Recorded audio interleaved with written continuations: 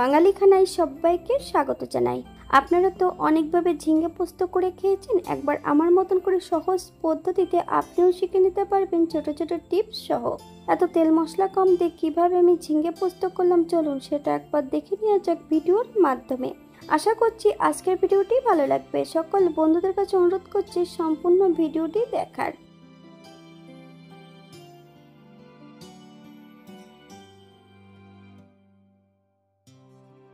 এখানে আমি আগের থেকে বেশ কিছুটা ঝিঙ্গে কেটে ধুয়ে পরিষ্কার করে রেখেছি।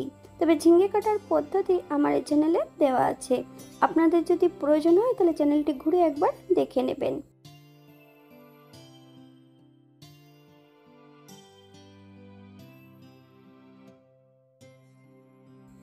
একটা কড়াইতে বেশ কিছুটা সরষের তেল অ্যাড করেছি। তেল গরম হওয়া পর্যন্ত অপেক্ষা করতে হবে। হাফ চামচ কালো জিরে, ফোড়নটা হওয়ার জন্য 30 সেকেন্ড সময় দিতে হবে।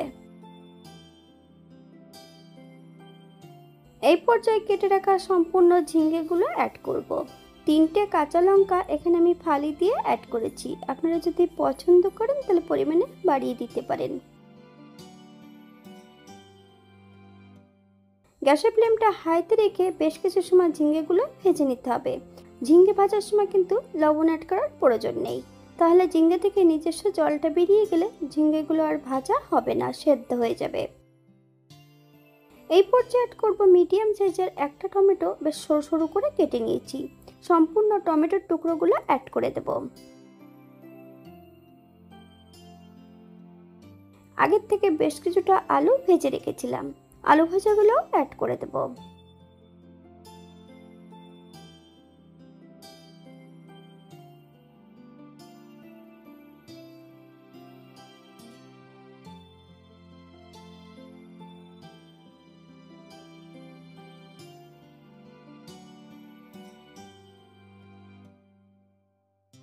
হাফ চামচ লবণ, আপনার স্বাদ অনুসারে লবণটা অ্যাড করবেন।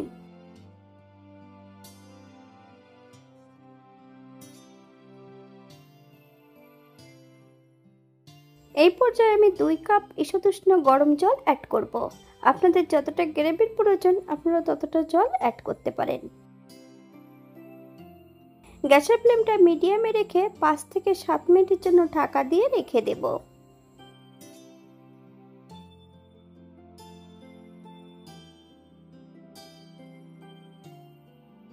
অপর দিক থেকে আমি বেশ কিছুটা পোস্ত নিয়ে নিয়েছি। সম্পূর্ণ পোস্তটা বেশ মিহি করে বেটে নেব। তবে এখানে আজকে শুধু আমি পোস্তই বাটবো, কাঁচা লঙ্কা অ্যাড করব না।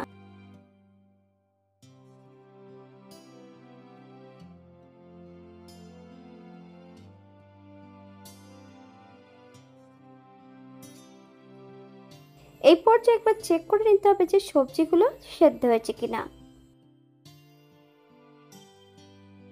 হাফ চামচ হলুদ গুঁড়ো,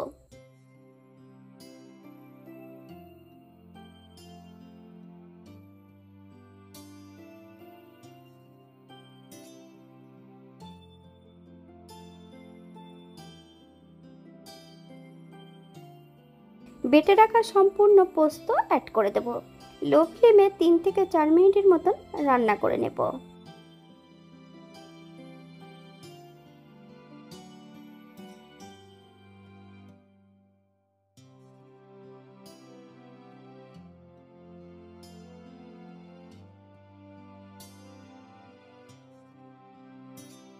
এই পর্যায়ে অ্যাড করব 1 চামচ চিনি, আপনারা যদি পছন্দ করেন তাহলে পরিমাণে বাড়িয়ে দিতে পারেন।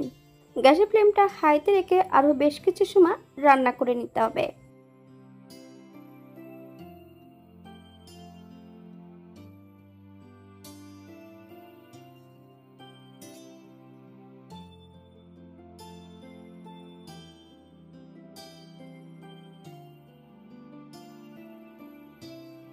বেশ কিছুটা কাঁচা সরষের তেল অ্যাড করব।